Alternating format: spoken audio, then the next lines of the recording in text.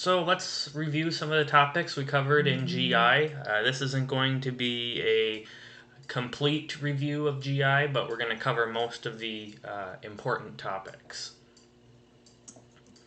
So, question 1. A 31-year-old male presents to the clinic complaining of substernal pain that comes and goes. It has been happening over the last several weeks. He notes that it gets worse after meals. It is sometimes associated with a sour metallic taste in his breath. He denies difficulty swallowing, weight loss, or blood in his vomit. His physical exam is unremarkable. Which of the following would be the next best step in the management of this patient? Is it A, over-the-counter antacids, B, omeprazole, C, electrocardiogram, D, CT scan of the chest, or E, esophagogastroduodenoscopy, or EGD? I'll give you some time to think about that. And the answer is B, omeprazole. So this is a patient who's got clear symptoms of gastroesophageal reflux disease. He's got the substernal pain. It happens after meals. Sometimes it's associated with this metallic taste. That's a sign of the reflux. He doesn't have any alarm symptoms. He doesn't have any weight loss. He's not puking up blood. He doesn't have any difficulty swallowing. And most importantly, he's under the age of 45. So because we don't have any alarm symptoms in this patient who has clear symptoms of GERD, we're going to go ahead and just treat him for gastroesophageal reflux disease. And for gastroesophageal reflux disease, we use a proton pump inhibitor. And omeprazole is a proton pump inhibitor. You could use any proton pump inhibitor, pantoprazole, lansoprazole. There's plenty of them. Omeprazole is the most common one that you see on the USMLE, but anything that ends in prazole is a proton pump inhibitor. Omeprazole would be the treatment here. Question 2. A 31-year-old male presents to the clinic complaining of substernal pain that comes and goes and has been happening over the last several weeks. Okay, so we got the same patient here. Gets worse after meals, sometimes it's associated with a sour metallic taste, denies difficulty in swallowing. His physical exam is unremarkable. However, he's lost 5 pounds since last year without dieting. Which of the following would be the next best step in the management of this patient? So here we have the exact same patient, except this patient now is saying that he's lost 5 pounds unintentionally. Unintentional weight loss. So what do you think the answer is going to be here?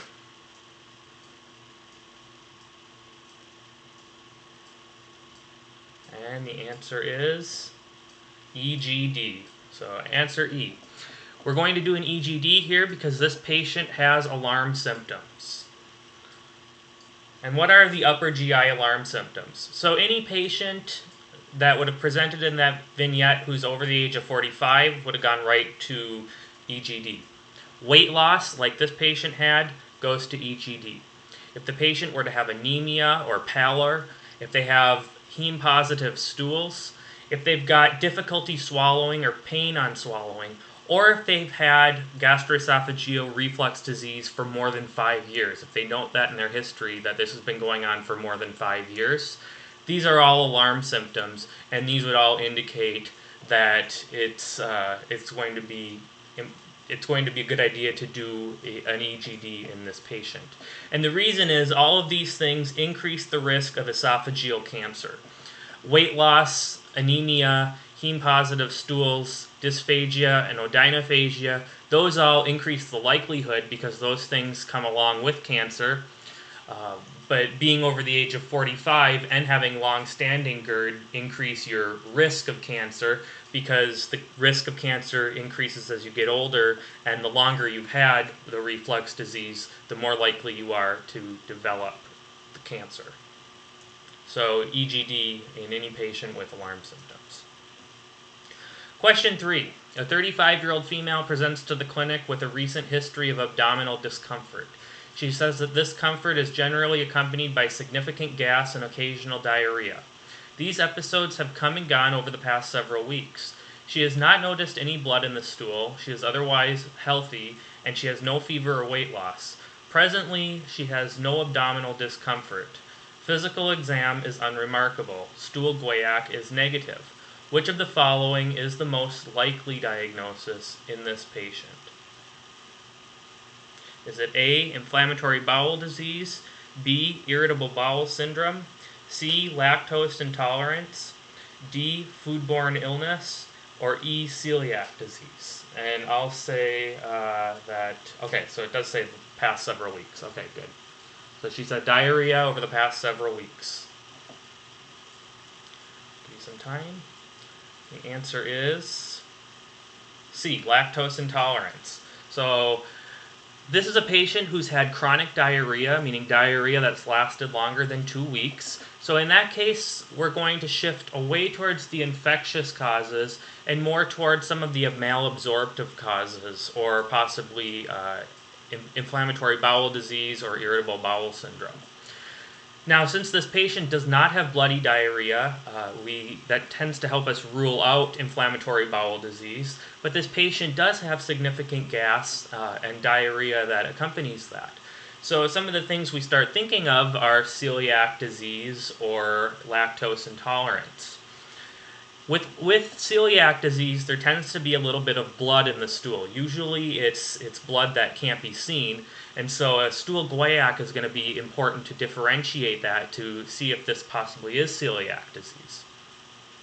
Usually with celiac disease, you're going to have some level of weight loss because there's going to be a significant enough malabsorption. So this patient neither has a stool guaiac nor does she have a weight loss. But she does have the significant gas and occasional diarrhea. And one of the most common cause of chronic diarrhea is lactose intolerance. And so that's the answer here. We rule out inflammatory bowel disease and celiac disease because there's no blood. Irritable bowel syndrome is ruled out because generally with irritable bowel syndrome, the diarrhea comes and goes. And also with irritable bowel syndrome, it's primarily a pain syndrome. Lactose intolerance is the most likely here. Foodborne diarrhea is not likely just because of the how long this has been happening. Generally, foodborne diarrhea, foodborne illness lasts for less than 2 weeks, and usually is also accompanied by a fever. So question 4, a 52-year-old woman complains of epigastric pain. The pain is well localized, non-radiating, and is rated at a +7 out of 10. She says that a glass of milk or some bread helped the pain, but will come back within an hour or two. Her medical history includes emphysema, obesity, and osteoarthritis of the knees. On physical exam, there is mild epigastric abdominal tenderness, rails bilaterally, but otherwise the physical exam is unremarkable. Which of the following is the best next step in diagnosing the cause of this patient's abdominal pain? Is it A, esophagogastroduodenoscopy or EGD, B, serologic test for H. pylori, C, serum gastrum level, D, barium X-ray, or E, abdominal CT?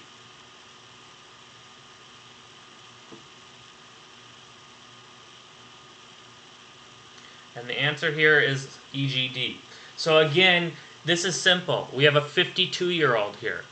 Anytime you've got a patient that's older, that's having some significant upper GI symptoms, you're going to do an EGD. So this is an older patient, and she's got pain. She's got epigastric pain.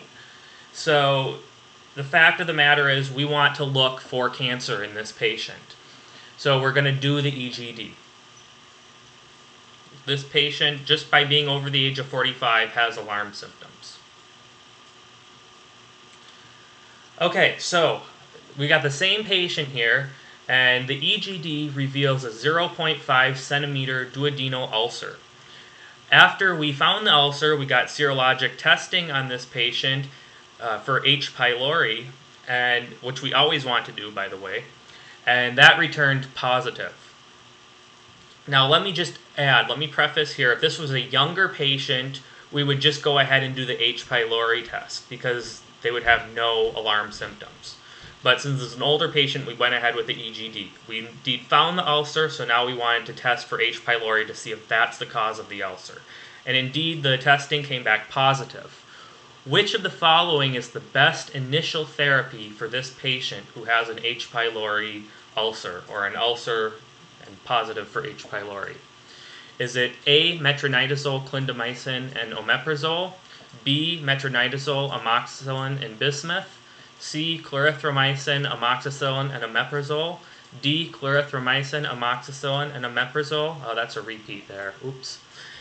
Or E, metronidazole, clarithromycin, and bismuth. D is going to be clarithromycin, amoxicillin, and bismuth. Okay, the answer is C or D, actually. So clarithromycin, amoxicillin, and omeprazole. So when we have a patient who is H. pylori positive, we always want to start them on clarithromycin, amoxicillin, and a proton pump inhibitor. So that's going to be omeprazole. We can add bismuth to that if we want, but it's not necessary. But we have to have them on those two antibiotics and omeprazole. So that's the necessity in treating H. pylori ulcers. So the antibiotic therapy for treating H. pylori positive ulcers to eradicate H. pylori, initially we have them on clarithromycin and amoxicillin, and then the PPI, which is omeprazole or any other PPI. And we can add bismuth to that, but we have to have the omeprazole. Now, after 14 days, they've been on those antibiotics, and they are oral antibiotics. If the pain has not gone away or the ulcer has not rescinded, then we're going to switch the antibiotics. We're going to keep them on the omeprazole, but we're going to switch the antibiotics to metronidazole and tetracycline. And so this is the standard therapy for eradicating H. pylori, and you should commit this to memory. Question 5. A 21-year-old man is brought to the ED by his friends after having been found to have vomited bright red blood. He was celebrating his 21st birthday and had been vomiting earlier in the evening, but the friends noted the blood and promptly brought him in. Good friends. While in the hospital, the patient has again had an episode of hematemesis. The patient is drowsy and intoxicated, so the history is limited. His blood pressure is 125/78, his heart rate is 90, his respirations are 13, and his temperature is 98.2. Physical exam is unremarkable. Which of the following is the next best step in the management of this patient? Is it A, barium X-ray, B, abdominal CT, C, EGD, D, consult to general surgery, or E, observation? Okay, and the answer is C. We're going to get an EGD on this patient. So normally, we can go right ahead and do the EGD, but there's something that we have to really make sure of. Anytime a patient is vomiting up blood, we've got to make sure that the patient is hemodynamically stable. This patient has a blood pressure of 125/78, so he is indeed stable. So we don't need to worry about giving fluids right now. We may indeed have fluids started. This patient in real life may have fluids already going in so that in case his blood pressure were to drop, we've already got fluids going in, but it's not the next best step in the management of this patient because he is right now hemodynamically stable. If he were to have a blood pressure of, let's say, 98/62, then we would definitely want to start fluids as the next best step in the management of this patient. But this patient is hemodynamically stable, so the next best step is to go ahead and get the EGD.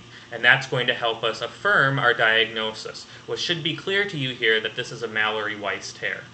So a Mallory-Weiss tear is a superficial tear of the lower esophagus, and it's not as severe as what's known as Boerhaave syndrome, which I'll talk about in a little bit. Mallory-Weiss tears generally come after retching, after prolonged vomiting, and all it is a tear, a longitudinal tear of the lower esophagus, which causes bleeding, and that bleeding is then vomited up. And so you get prolonged vomiting, which is bloodless, and then all of a sudden you start vomiting again. That retching causes bloody vomiting, so hematemesis. And other physical exam findings are absent. So really all we have is a patient who's throwing up blood, and it's just because he's got a little tear in the bottom part of his esophagus. We diagnose this affirmatively with EGD. We never want to let somebody who's puking up blood to just go without an EGD. That's something that definitely is an indicator for an EEG or an EGD, but we diagnose this with EGD. So this is generally not severe, and provided that there's no other physical exam findings, Mallory-Weiss tears tend to be quite benign. So when we do the EGD, if there's significant enough bleeding, we can use thermal sclerotherapy for the bleeding vessels or the bleeding tissue. But generally, these Mallory-Weiss tears are self-limiting. So with thermal sclerotherapy, all you're going to go in and do is burn that tissue, and it ligates the bleeding. But usually this doesn't require therapy. We do the EGD to rule something else out. Okay, so Boerhaave syndrome is similar to Mallory-Weiss tear in that you do have a tear in your lower esophagus, but Boerhaave syndrome is more severe. It's a transmural tear, so it tears across the entire lumen, or the entire thickness of the esophagus. So in this case, you have a transmural tear, and because there's air in the esophagus, what's going to happen is you're going to get air into the peritoneum. So you can get pneumoperitoneum. And this is severe because you can get pain, you can get pneumoperitoneum, you can get subcutaneous emphysema, you can get vital instability. So this can be accompanied by hematemesis, but it doesn't have to be. So these are two different things. They're two different tears of the esophagus, but one is just going to have hematemesis. The other may have hematemesis, but it's also going to have subcutaneous emphysema, vital instability, severe lower chest and upper abdominal pain. Pain right around where that lower esophageal sphincter is. So pain is really what differentiates the two of these. The treatment for this is going to be complex. For Boerhaave syndrome, it's really going to be antibiotics and immediate surgical repair. We'll talk about Boerhaave syndrome in the surgical section. Question 6. A 46-year-old woman presents to the ED complaining of nausea and epigastric pain that came on suddenly after a night of binge drinking with her friends. When you enter the room, you find her sitting up, and she tells you that the belly pain is worse when she lays down. The nature of the pain is +8 out of 10. It radiates to the back, and it's primarily upper left quadrant. Blood pressure is 129/82, heart rate's 108, respiration's 18, temperature is 100.8. IV fluids have been started, physical exam reveals epigastric tenderness, and surgical scars from a laparoscopic cholecystectomy that she had 4 years ago. Which of the following is the most likely diagnosis in this patient? Is it A, cholecystitis, B, acute pancreatitis, C, chronic pancreatitis, D, diverticulitis, or E, surgical adhesions? And the answer is B, acute pancreatitis. So this patient has epigastric pain, and it came on suddenly, and most peculiarly, it's worse when she lays down. So that's something that's kind of unique to pancreatitis, is that the pain is worse when laying prone, but when you sit up, the pain is better. And that's simply because when you lay down, it stretches the peritoneal cavity, and when you sit up, it's a little bit more flaccid. The pain radiates to the back. When you have posterior radiating pain, that's another thing that should make you think of something in the pancreas. And that's just because the pancreas sits in the back of the peritoneum, the posterior part of the peritoneum. So it sits between the stomach and the intestines, or the stomach and the kidneys, roughly. So that's another thing. Pain radiating to the back should make you think of pancreatic pain. Importantly, IV fluids have been started here, so that doesn't need to be done. We also have a temperature of 108, or 100.8 rather. So cholecystitis is not going to be possible in this patient because she had a cholecystectomy. Chronic pancreatitis is also not going to be likely in this patient because chronic pancreatitis will generally present with malabsorption rather than pain, but it can present with pain. Diverticulitis is unlikely in this patient because diverticulitis will generally present as left lower quadrant pain. And surgical adhesions are unlikely because this patient has a temperature of 108.4. You have pain radiating to the back. You have the pain that's worse when she lays down. This pain came after binge drinking, and she's got nausea with this pain. Something, though, that's important is that surgical adhesions do cause abdominal pain in patients that have had surgery, and that she has had a laparoscopic cholecystectomy, but surgical adhesions are unlikely here just because she's got a fever and she's got a very strong picture of pancreatitis, of acute pancreatitis here. So here we have the same patient again. The nature of the pain is +8 out of 10. Blood pressure 129/82, etc. IV fluids have been started. Surgical scars are seen. Which of the following laboratory values are most specific for the diagnosis, the likely diagnosis in this patient? So we already know that she's got the pain from after binge drinking. It's epigastric. She's got nausea. The pain radiates to the back. She's got epigastric tenderness. And so which of the following are going to be the most specific to the diagnosis in this patient, which we already saw is acute pancreatitis? Is it the white blood cell count, B, the calcium level, C, the lipase, D, the amylase, or E, the hemoglobin? The answer is lipase. Out of amylase and lipase, lipase is most specific for acute pancreatitis. Question 8. A 49-year-old man presents to the clinic with diarrhea that has persisted over the last few weeks. He says that he has tried various over-the-counter remedies to no avail, and the diarrhea has persisted. He has also lost about 8 pounds in the last month, which he says he hasn't been trying to do.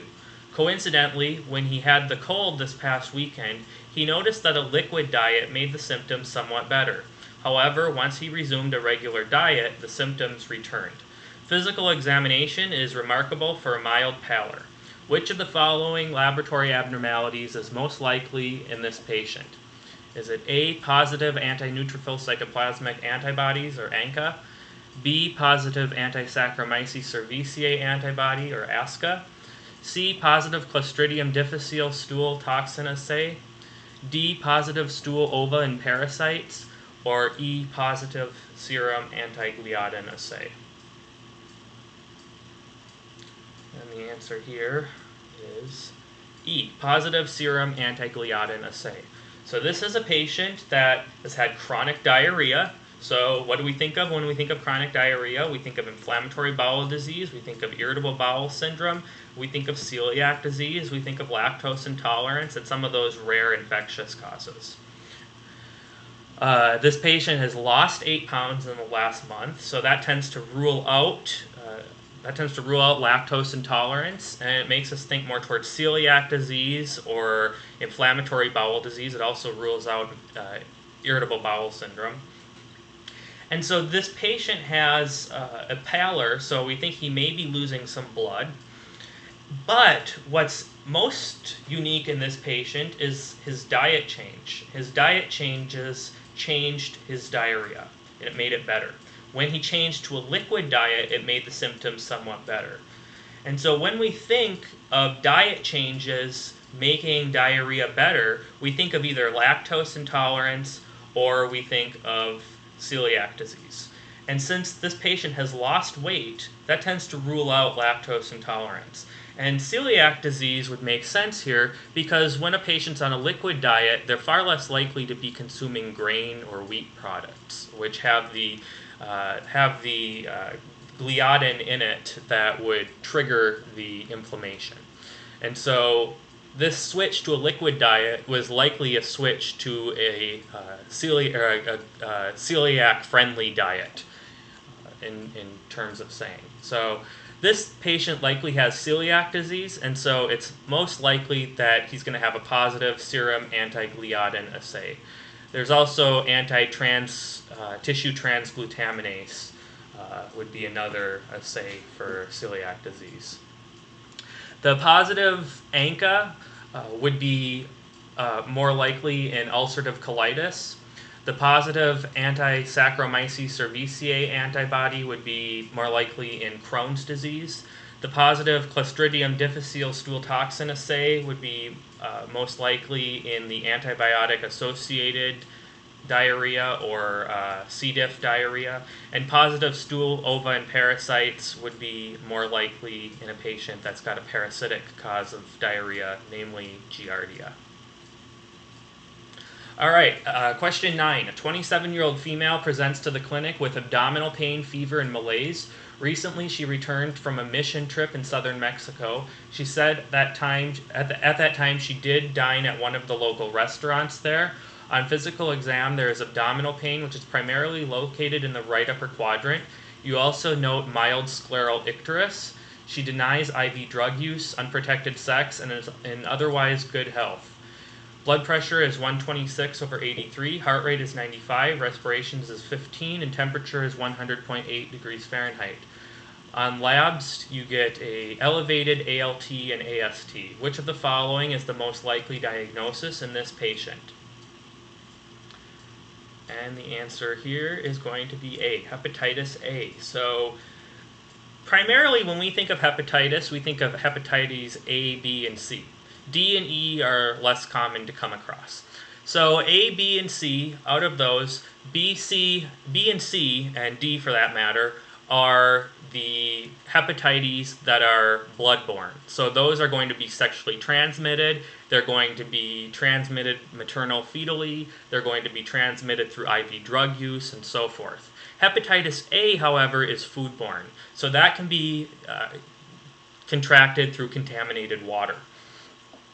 Hepatitis A and hepatitis E, they can also be sexually transmitted diseases like B, C, and D, but that would be from oral-anal contact. So B, C, and D would be through contact with seminal fluid or bodily fluid. A and E would be through oral-anal contact. But in this case, the patient got hepatitis A from what was probably bad water or uncooked food. So hepatitis A is foodborne, and southern Mexico, any third world country, is going to be a possible place to get hepatitis where there's bad fluid maintenance. And she has all the symptoms of hepatitis. Of course, you didn't have any other choice but hepatitis. But the pain is primarily located in the right upper quadrant. She's got signs of jaundice, and she's got elevated ALT and AST, which those ALT and AST lab values should be around 3 times the upper limit of normal. So the answer here is hepatitis A. A 46-year-old female presents to the clinic complaining of mild abdominal pain and, quote, fullness. She says that this has persisted for at least 3 weeks and has gradually worsened. She is in otherwise good health besides a diagnosis of Sjogren's disease, which is effectively treated with artificial tears. She drinks 2 glasses of wine per night. On physical examination, you note a distended abdomen with positive fluid wave and visible superficial veins. There is also some mild peripheral edema. Which of the following is the most likely diagnosis in this patient?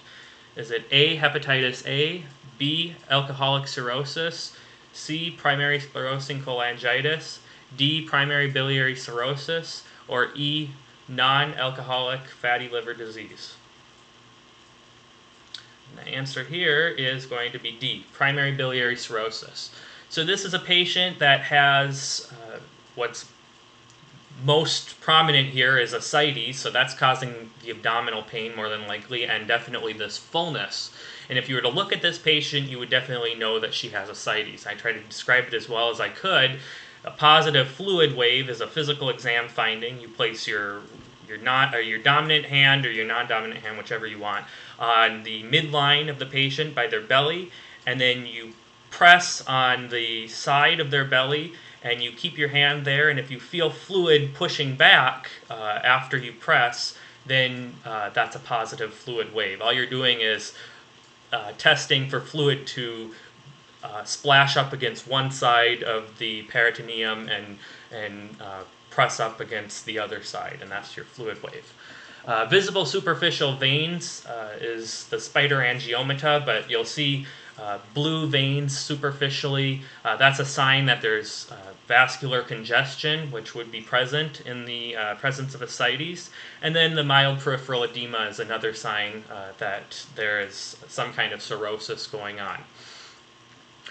So hepatitis A is unlikely because this has been going on over the last 3 weeks and there's no history of travel. Alcoholic cirrhosis is not likely because she drinks 2 glasses of wine per night. That's not enough to get alcoholic cirrhosis. Primary sclerosing cholangitis is less likely for a reason that I'll talk about in a little bit. Primary biliary cirrhosis is most likely because this patient has an autoimmune disease.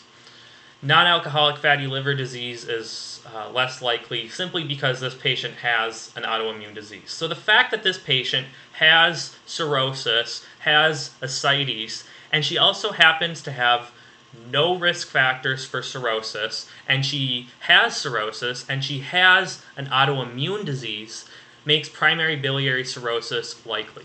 Primary biliary cirrhosis is a biliary tract disorder that causes cirrhosis, and it occurs in middle-aged women. It can occur in anyone, but it most commonly occurs in middle-aged women who have other autoimmune diseases. So you could substitute Sjogren's syndrome with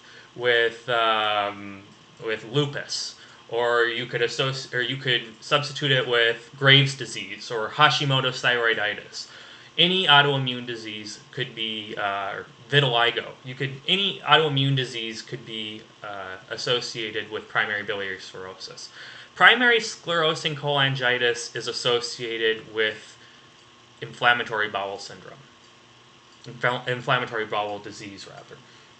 So that's what makes primary biliary cirrhosis more likely in this patient than primary sclerosing cholangitis. But what I will say is that the presentation of this patient, if you take out the fact that she has Sjogren's syndrome, the presentation of this patient is identical to primary sclerosing cholangitis. If you were to replace Sjogren's syndrome with ulcerative colitis, then the more likely diagnosis would be primary sclerosing cholangitis. So these two diseases are very similar. It's the history that's going to help you tease them apart. Now, we have the same patient here, but now what I'm asking is which of the following is the best next step in the management of this patient? So maybe I should say which of the following is the best next step for the diagnosis of this patient? Is it A, an anti-DS DNA titer, B, an ANCA titer, C, an ANA titer, D, an anti-Smith titer, or E, an AMA titer? I'll give you some time here.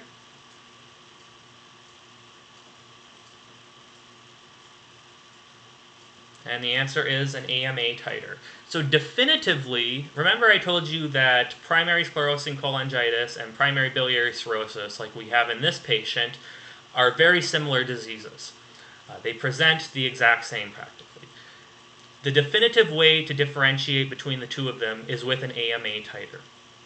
Patients who have primary biliary cirrhosis, which is the one that's associated with autoimmune disorders, will have a positive AMA titer most of the time. Patients who have primary sclerosing cholangitis, which is the one associated with Crohn's disease or ulcerative colitis, will tend to have a negative AMA. So that's the definitive way to tell the two of these apart, these two diseases. Nevertheless, primary biliary cirrhosis was the most likely diagnosis because this patient has an autoimmune disorder rather than an inflammatory bowel disorder. The other four, anti-DS DNA tends to be seen in lupus. ANCA tends to be seen in multiple different diseases, but particularly we'll see it in ulcerative colitis, and we'll also see it in various other autoimmune disorders, including Wegener's granulomatosis. ANA is also seen in many different autoimmune disorders, and anti-Smith is seen a lot in lupus. I think that's the more specific one in lupus. Whereas in lupus, anti-DS DNA is... Okay, so 11. A 46-year-old female presents to the clinic complaining of fullness. This is the same patient. She's otherwise in good health. but she's got the symptoms of ascites here. She's got Sjogren's disease, which is treated with artificial tears. She drinks 2 glasses of wine per night. Physical exam is showing very clear ascites with a distended abdomen, positive fluid wave, and visible superficial veins. And there's also some mild peripheral edema. So this is the same patient here, but now the question is asking which of the following is the most accurate test in the diagnosis of this patient. So on the USMLE, you can get questions that give you a patient, they've got a presumptive diagnosis, but it's not asking you what is the best first step in the management of this patient or what is the best therapy in the management of this patient. It's asking you which of the following is the most accurate test in the diagnosis of this patient. Best first test would mean the first test that we start out with. The tests that we would start out with to diagnose this patient would be liver panel to look for elevated alkaline phosphatase and GGTP. And then after that, we would do an AMA titer. As far as therapy, we would use ursodeoxycholic acid or liver transplant. So we know already from previous questions what this patient has, but now we want to know what is the most accurate test to diagnose that. Is it abdominal ultrasound, liver biopsy, abdominal CT, ERCP transhepatic cholangiogram, or abdominal x-ray? And the answer is B, liver biopsy. So liver biopsy is the most accurate test for diagnosis of the vast majority of liver diseases. The one prominent exception is going to be primary sclerosing cholangitis. Now this patient has a syndrome that looks like primary sclerosing cholangitis, and it very well could be primary sclerosing cholangitis, but we already found out that this patient is AMA negative, AMA positive. And so this patient has primary biliary cirrhosis. Now, I did these questions on here so that you could see the same patient over and over again. On the USMLE, they generally don't do that. They would say the patient is AMA positive, which of the following is the most accurate test in the diagnosis of this patient. They would have to give you that. But because you already know that this patient was AMA positive from the previous questions, then you know that this patient has a presumptive diagnosis of primary biliary cirrhosis, in which case the most accurate test is liver biopsy, as it would be in hemochromatosis, as it would be in liver cancer, as it would be in non-alcoholic fatty liver disease, and so forth. The exception with liver pathology, when you want to know the most accurate test for the diagnosis, is with PSC, primary sclerosing cholangitis. So that would be a similar vignette to this patient, except they would be AMA negative. And instead of a diagnosis of Sjogren's disease or Hashimoto's thyroiditis or any of the other like vitiligo or any of the other autoimmune disorders, the patient with PSC would have a history oftentimes of ulcerative colitis or of Crohn's disease. In that case, then, if they were AMA negative, then you would do an ERCP or transhepatic cholangiogram. That's the only time that a liver biopsy is not the most accurate test and diagnosis of a patient with a liver disease. It's when the patient has PSC, but this isn't that patient. This patient has PBC. Question 12. A 67-year-old man presents to the clinic complaining of fullness in his chest and points to just below his costal margin. He says that when he eats, he feels the food doesn't get down completely. Occasionally, he regurgitates the food that he's eating and it is not digested. Apart from some occasional heartburn, which is alleviated from antacids, he is otherwise healthy. Physical examination is unremarkable. Which of the following is the most appropriate next step in the management of this patient? Is it A, abdominal CT, B, barium esophagram, C, EGD, D, 24-hour pH testing, or E, abdominal x-ray? Okay, pause it if you want. The answer is C, EGD. Again, this is a patient with esophageal symptoms who also has the quote alarm symptoms. Just for the fact that he's over the age of 45 means this guy's getting an EGD. Not to mention, he does have dysphagia, which itself is an alarm symptom, so this guy's bound to get an EGD. We don't know if that dysphagia is caused from a tumor, if it's caused from a stricture, if it's caused from a ring or a web. We don't know what it's caused from. So we want to visualize the esophagus, particularly to rule out a tumor. Because after the age of 45, or if you have dysphagia, a tumor is possible. Okay, so now we've got an EGD with biopsy, and it came back normal. Now, which of the following is the most appropriate next step in the management of this patient? A, abdominal CT, B, barium esophagram, C, EGD, we already did that, so I guess you can eliminate that, D, esophageal manometry, or E, abdominal x-ray. And the answer here is going to be B, barium esophagram. So what's important here is we know that we've done the EGD, but we also need to know that the likely diagnosis being the fact that he has a fullness in his chest and he points to below the costal margin means that this food is getting stuck somewhere in the lower esophagus. So we know that we need to get a barium esophagram because we need to visualize the lower esophagus. We can't visualize it any other way than a barium esophagram. Now, the reason I highlighted the fact that he's eating food that's not, or that he's regurgitating food that he's eating and it's not digested is because that's going to help us differentiate between two different kinds of regurgitation. There's a regurgitation that can happen because the patient doesn't get the food into their stomach and it's getting stuck right by the stomach. And there's also a regurgitation that can be forced, meaning the patient can actually express their regurgitation if you ask them to. And that food with that disorder is going to be food that was eaten a long time ago. So in patients with Zenker's diverticulum, what they have is part of their esophagus gets stuck behind their cricothyroid muscles. And so they get a little diverticulum that can trap old food. It can trap food that you're eating and it gets stuck there for a long time and it gets digested and whatnot. And it actually gets putrid and spoiled smelling and the patient will have bad breath and they can regurgitate that food. The fact is that this patient is regurgitating food that he is eating. And so that's what I wanted to point out here is that that's going to help us differentiate the fact that this patient does not have a Zenker's diverticulum because this patient is regurgitating food that he is eating and it's not digested.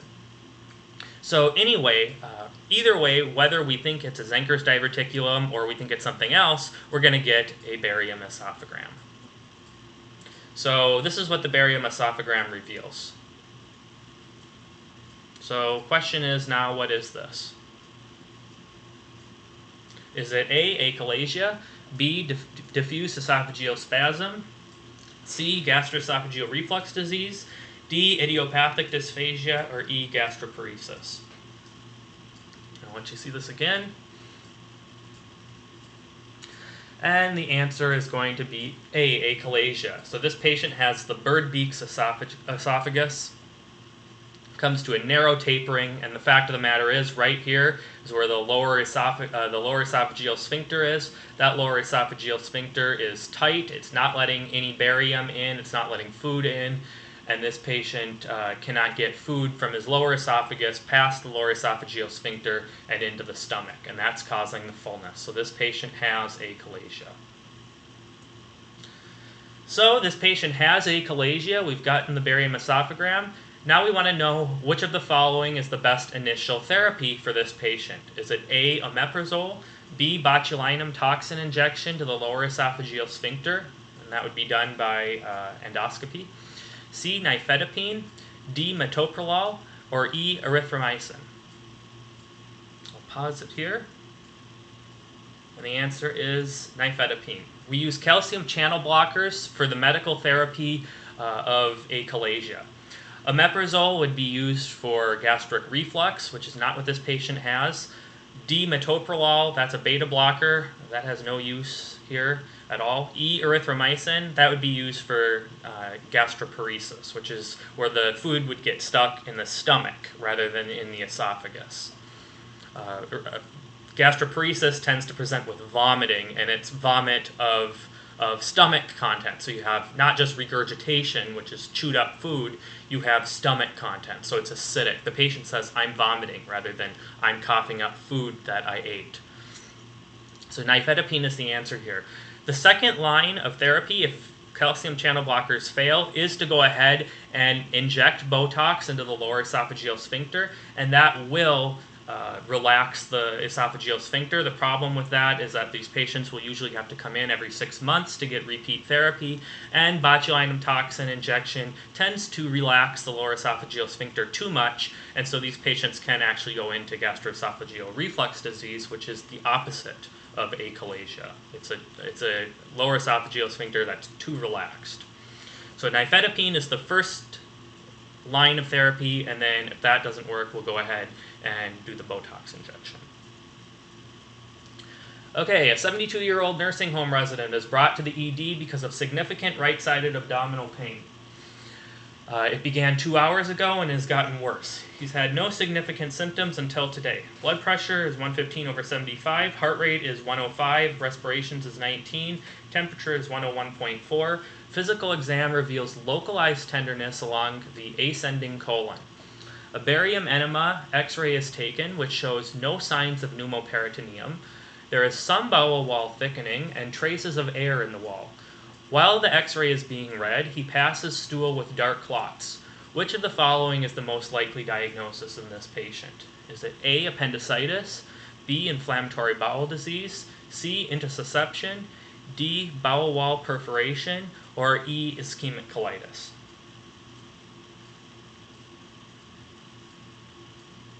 The answer here is going to be ischemic colitis.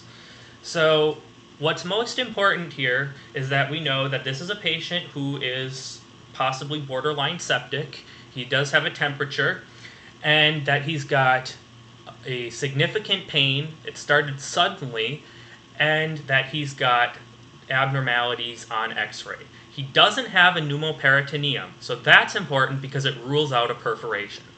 But what he does have are signs of bowel wall changes. And when you have changes in your bowel wall, it shows that there's possibly a circulatory defect to that part of the bowel wall. It can be other things, but the fact that if the bowel wall does not get circulation, you're going to have ischemic necrosis of the bowel wall. And what happens to that when you have ischemic necrosis of any tissue, it releases carbon dioxide, just as the fact that the cells are dying.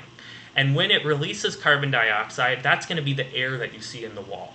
And so because you have a bowel wall that's thickened, so we're not talking that the lumen has thickened, we're talking about the bowel wall, the tissue. The tissue is thickened and there's air in the wall. That shows that there's an ischemic necrosis of the bowel wall. Now the lumen itself should actually get narrowed because the bowel wall is thickening, so the lumen will get smaller. And while x-ray is being read, he passes stool with dark clots, and that's a sign that you're getting bleeding into the bowel from the ischemia. And so this all points towards ischemic colitis.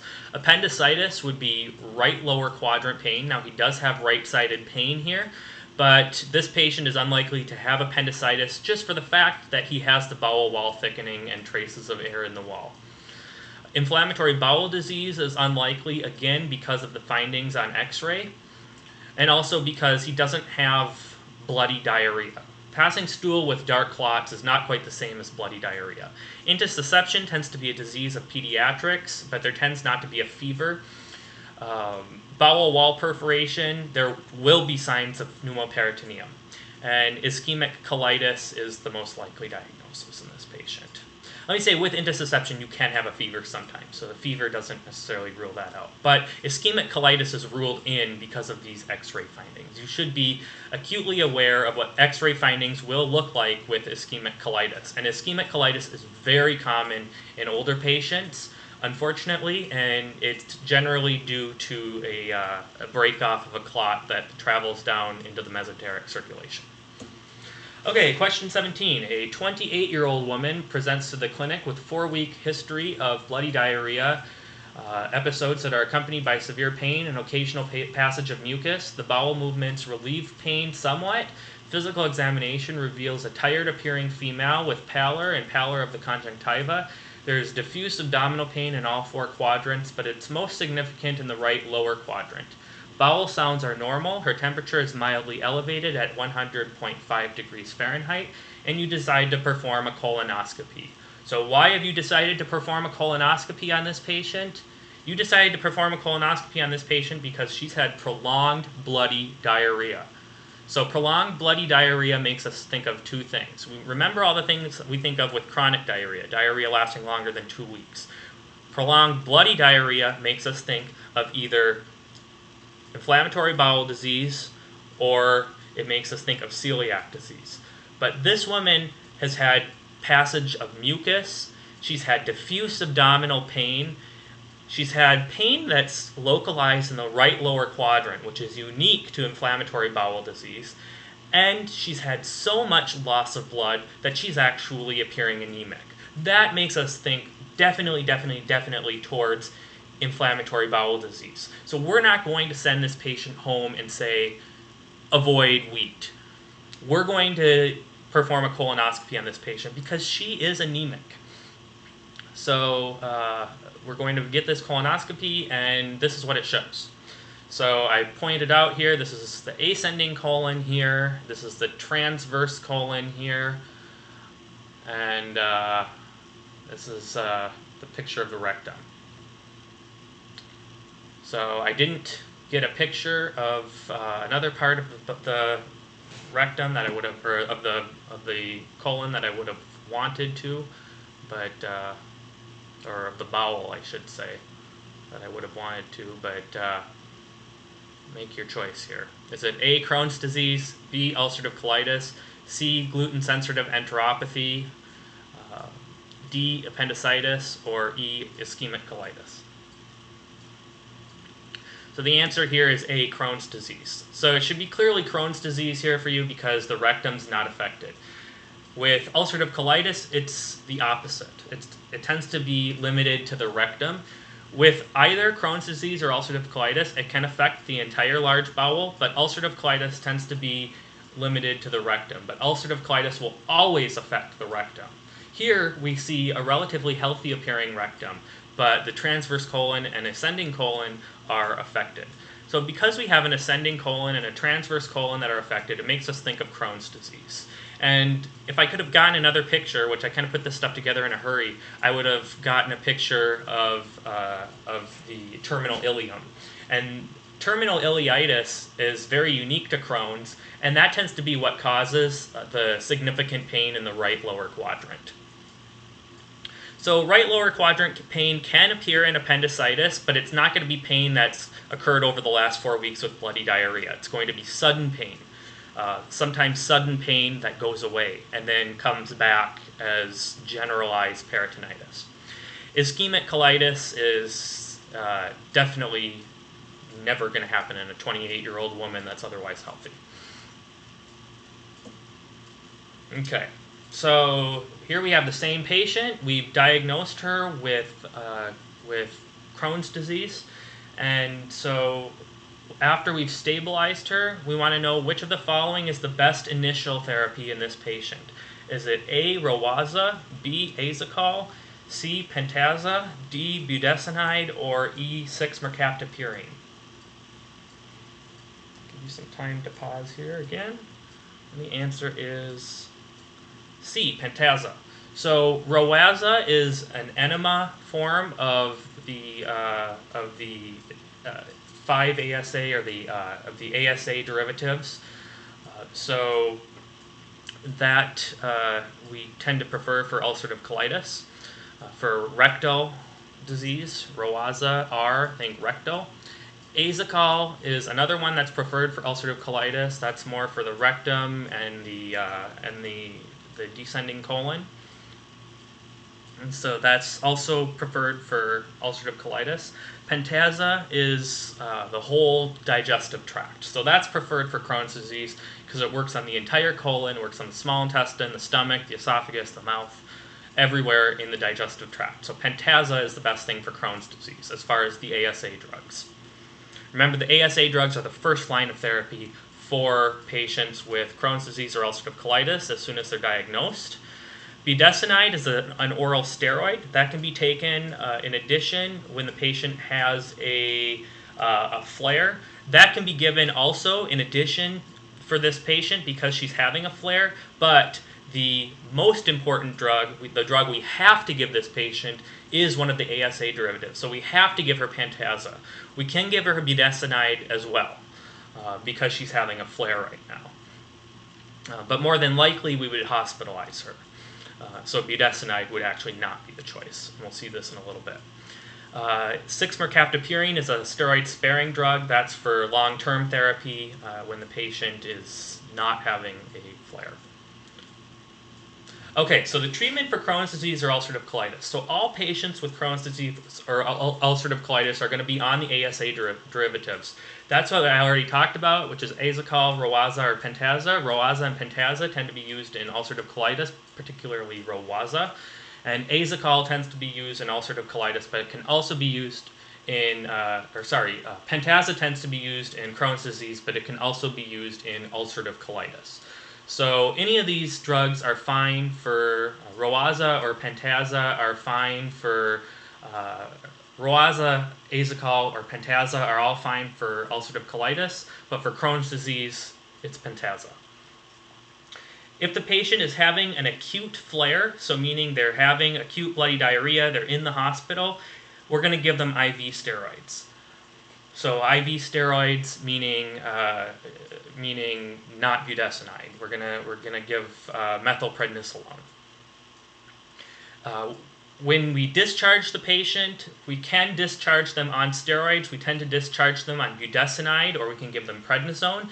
Budesonide is better. It has less systemic effects, so it'll be less likely that we'll see the hyponatremia and hyperkalemia, the weight gain that we would see with prednisone. Over time, we tend to not like to use, we don't use, as far as USMLE is concerned, we do not use steroids for more than 6 months. So if a patient needs steroids for more than 4 to 6 months, we try to shift them off of steroids and onto the steroid-sparing drugs. And the steroid-sparing drugs are 6-mercaptopurine and azathioprine. Before we start a patient on steroid-sparing drugs, we always get TPMT levels first. TPMT stands for something I don't know, but just make sure you know TPMT levels, get that first. And the reason is because TPMT is an enzyme that is going to detoxify these drugs. And some people, about 10% of the population, are deficient in TPMT. And so if we give them 6-MP or azathioprine, they can actually get toxic effects from the TPMT, or from the 6-MP or azathioprine. So we want to make sure that a patient has TPMT enzyme before we give them the steroid-sparing drugs. And this is just a genome test, and it's very easy to get. So steroid-sparing drugs are the next step if the patient has required steroids for more than 4 to 6 months. If the steroid-sparing drugs and ASA derivatives together are not sufficient, so when we start the steroid-sparing drugs, we're continuing the ASA derivatives. If the two of those together are not sufficient, then we're going to use the biologics. And the biologics are more expensive, but they tend to be the most effective. We always want to get a TB test first because the biologics are anti-TNF-alpha drugs, so they can reactivate tuberculosis. So we always want to get a test on tuberculosis for these patients, which is just the PPD test. And if the patient comes back positive for tuberculosis, we are not going to administer these drugs. If they come back negative, we can go ahead and give them infliximab or adalimumab, but they should know that they are at increased risk for tuberculosis among other opportunistic pathogens. So steroids, PO steroids, or IV steroids can be used in the hospital for acute flares, and IV steroids tend to be used for hospital treatment. We'll cover the specifics of this in a little bit. So a 47-year-old woman presents to your clinic for the third time in the past year with complaining of abdominal pain and diarrhea. She says that the bowel movements relieve the pain, but that the pain is severe and interferes with daily life. Stool studies were taken 3 months ago, which were normal. Colonoscopy was performed last month, which was unremarkable besides one small polyp in the ascending colon.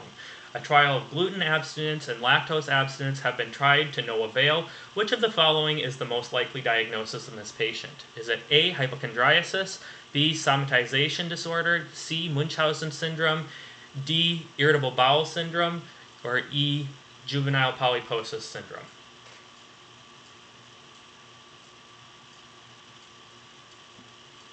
And the answer is D, irritable bowel syndrome. So irritable bowel syndrome is a pain syndrome that also has some GI symptoms as well. Particularly what you're going to see with irritable bowel syndrome is you're going to see pain that's relieved by bowel movements. And those bowel movements can be diarrhea, they can be constipation, or they can be diarrhea alternating with constipation. So whenever you see pain that's relieved by bowel movements and everything else has been worked up and is abnormal and is normal, irritable bowel syndrome is the most likely diagnosis. Irritable bowel syndrome, by definition, is a diagnosis of exclusion. So you have to do your entire workup for everything else, all your other chronic causes of diarrhea, all your other causes of constipation, before you diagnose irritable bowel syndrome. And generally, that's going to mean a colonoscopy. Hypochondriasis is a psychiatric disorder where the patient believes they have a disorder that they don't. This patient indeed does have irritable bowel syndrome. Somatization disorder is a pain disorder in which the patient has more than one GI symptom. They also have one sexual syndrome in addition to 4 other pain syndromes, so that's not the case here. Munchausen syndrome is where the patient is faking an illness. That's not the case here. Diarrhea cannot really be faked. Well, it can be faked by taking a laxative, but this is a clear case of irritable bowel syndrome. The bowel movements relieve the pain here. So irritable bowel syndrome is far more likely than Munchausen syndrome here. No signs of Munchausen syndrome in this vignette. And juvenile polyposis is totally different. That's a disorder of having many polyps on colonoscopy. And on colonoscopy, this patient only had 1 polyp. So the Rome criteria for irritable bowel syndrome is abdominal pain that's relieved by bowel movement. So there is actual criteria for irritable bowel syndrome. Abdominal pain relieved by a bowel movement, fewer symptoms at night. So the patient is not going to have the symptoms at night. They're only going to have the symptoms during the day. And when I say during the day, I mean when they're awake. So if they're awake during the night, they'll have the symptoms at night. But when they're sleeping, they don't have the symptoms. Whereas a patient with inflammatory bowel disease, they may get woken up at night and have diarrhea. Bowel movements are often diarrhea or constipation, or they could be alternating, and the symptoms have persisted for more than 3 months. Okay, question 20. 56-year-old man presents to the ED via EMS with ongoing hematemesis. He began vomiting bright red blood 45 minutes ago and has had 2 episodes since, including one in the ambulance. His wife is with him, and she says that he has struggled with alcoholism for the past 15 years and approximates his drinking at about a 6-pack a day. Wow. Blood pressure is 104/58, heart rate is 110, respirations is 19, temperature is 97.4. Which of the following is the next best step in the management of this patient? Is it A, packed red blood cells, B, half normal saline at maintenance rate, C, a bolus of normal saline at full rate, D, immediate esophagogastroduodenoscopy, EGD, or E, platelet transfusion?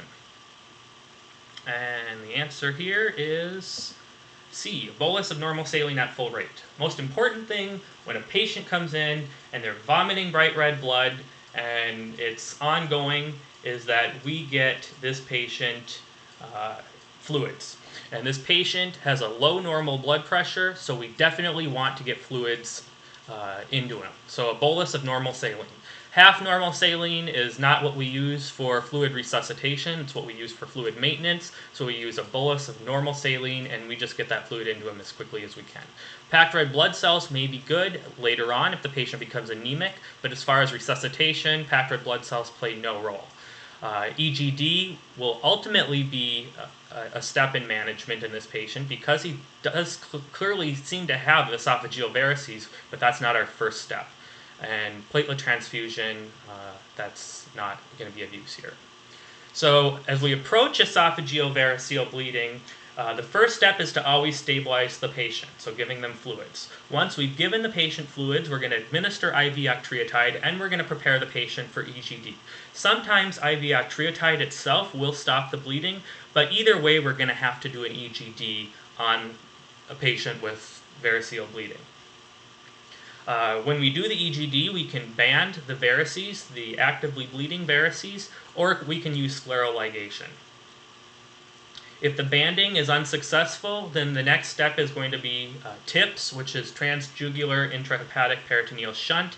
And all we're doing there is shunting blood away from the liver, so we can reroute blood through the variceal veins. So in that case, we're going straight from the hepatic vein, or the portal vein, to the inferior to the hepatic vein, and that's going to allow us to reduce the size of the varices. The downside to TIPS is that you do get a decrease in liver function because you're bypassing the liver, so your ammonium could go up, and so forth. Blakemore tubes are a common wrong answer. Those are only used in the interim between before we do the TIPS, so between EGD and TIPS, or if the TIPS has not worked, if it's unsuccessful and we need to do invasive surgery. So a Blakemore tube is only a transitional treatment. It's never the right answer on the USMLE. It's only a transitional step. All patients who are diagnosed with varices should be put onto a beta blocker, but important to remember that beta blockers do not help active variceal bleeding. And one more thing that I want to point out here, as far as the treatment for Crohn's disease or ulcerative colitis, when the patient is actively in the hospital for their Crohn's disease or ulcerative colitis, when they're having acute flares, you want to have them on IV steroids. And so IV methylprednisolone is the best steroid to have them on. So if the patient is in the hospital, they should be on steroids. As the patient, we want to monitor their bowel movements. And as their bowel movements get better, as the blood abates, normally we see bloody diarrhea when they come in. As the diarrhea is less bloody, then we can transition them from IV steroids to PO steroids. Their diet can be as tolerated, but the primary goal is to transition them from IV steroids to PO steroids. And we will discharge them on PO steroids, and we'll attempt to taper that down. That's pretty much beyond the scope of the USMLE. But what I really wanted you to get here is that when we admit patients for Crohn's disease or ulcerative colitis flares for their acute episodes, we want to have them on IV steroids, not on PO steroids. And that is the end of the GI review.